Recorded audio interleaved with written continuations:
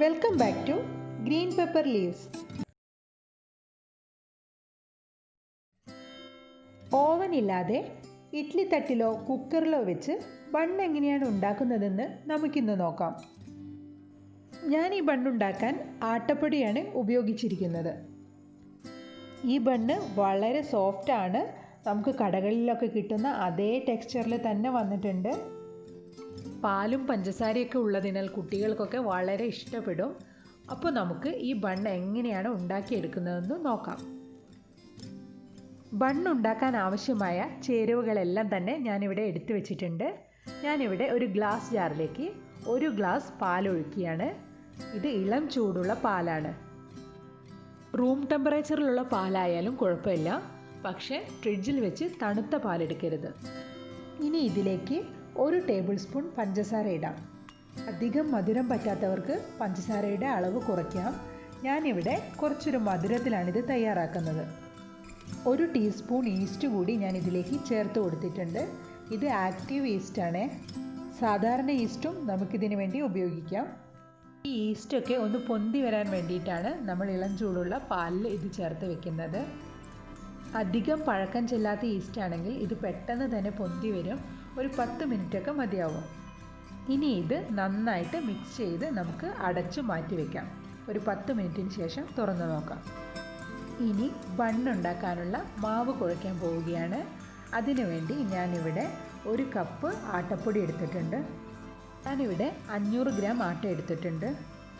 ഈ ആട്ടപ്പൊടിയുടെ നടുവിൽ ഒരു ചെറിയ കുഴി പോലെയാക്കി നമുക്ക് മറ്റുള്ള ചേരുവകളെല്ലാം ഇതിലേക്ക് ഒഴിച്ചു കൊടുക്കാം. ഇനി ഇതിലേക്ക് 2 ടേബിൾ സ്പൂൺ പഞ്ചസാര കൂടി ചേർത്ത് കൊടുക്കണം. ഇനി ഇതിലേക്ക് ഒരു ചെറിയ സ്പൂൺ പൊടിച്ച ഉപ്പ് കൂടി ചേർത്ത് കൊടുക്കാം.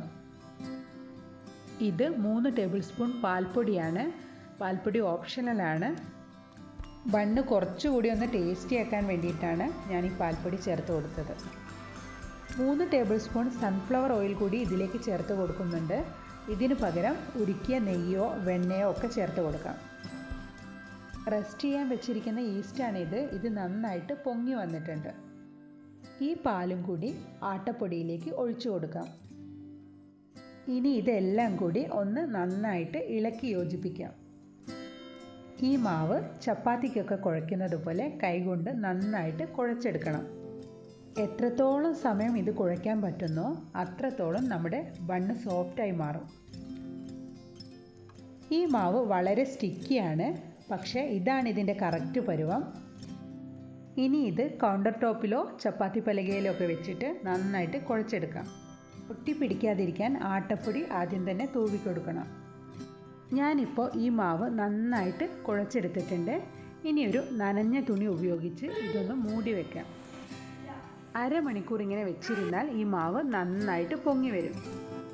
ഇത് ഇപ്പോൾ അരമണിക്കൂർ കഴിഞ്ഞിട്ടുണ്ട്. മാവൊക്കെ നന്നായിട്ട് പൊങ്ങി വന്നു. കൈയൊന്ന് തണുത്ത വെള്ളത്തിൽ നനച്ചിട്ട് ഞാനിതൊക്കെ ഒന്ന് അമർത്തി കൊടുക്കുന്നുണ്ട്. ഉള്ളിൽ എവിടെയെങ്കിലും എയർ ഉണ്ടെങ്കിൽ അതൊക്കെ ഒന്ന് പോയി കിട്ടാനാണ്. ഈ മാവ് ഒരു ചപ്പാത്തിക്കോൽ വെച്ചിട്ട് വീണ്ടും പരത്തിയെടുക്കണം. എല്ലാ ഭാഗത്തും ഒരുപോലെ സോഫ്റ്റായി കിട്ടാനാണ് ഇങ്ങനെ വീണ്ടും പരത്തിയെടുക്കുന്നത്. കൈവച്ച് നന്നായിട്ട് ഉരുട്ടി ഒരു ബണ്ണിൻ്റെ ഷേപ്പിലാക്കി എടുക്കണം. ഞാനിപ്പോൾ എല്ലാ ഉരുളകളും റെഡിയാക്കി വെച്ചിട്ടുണ്ട്. ഇതൊരു നനഞ്ഞ തുണി വെച്ച് മൂടി വയ്ക്കുകയാണ്. ഒരു അരമണിക്കൂർ നേരം ഇതിങ്ങനെ നിൽക്കട്ടെ. അരമണിക്കൂർ കഴിഞ്ഞ് നോക്കുമ്പോൾ ഈ ഉരുളകളൊക്കെ ഒന്ന് നന്നായിട്ട് വലുതായി വന്നിട്ടുണ്ട്.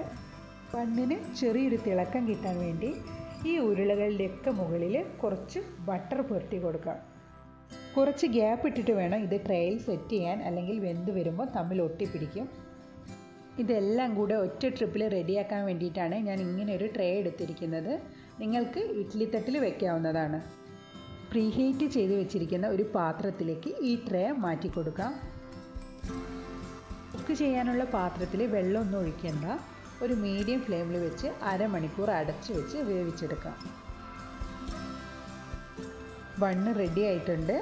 വീറ്റ് ബണ്ണ് ആയതുകൊണ്ട് കുറച്ച് ഡാർക്ക് കളർ അധികം ഉണ്ടാവും. ഞാനിത് മുറിച്ചിട്ട് ഈ ബണ്ണിൻ്റെ ഉൾവശം ഒന്ന് നിങ്ങൾക്ക് കാണിച്ചു തരാം. ഇത് വളരെ സോഫ്റ്റാണ്.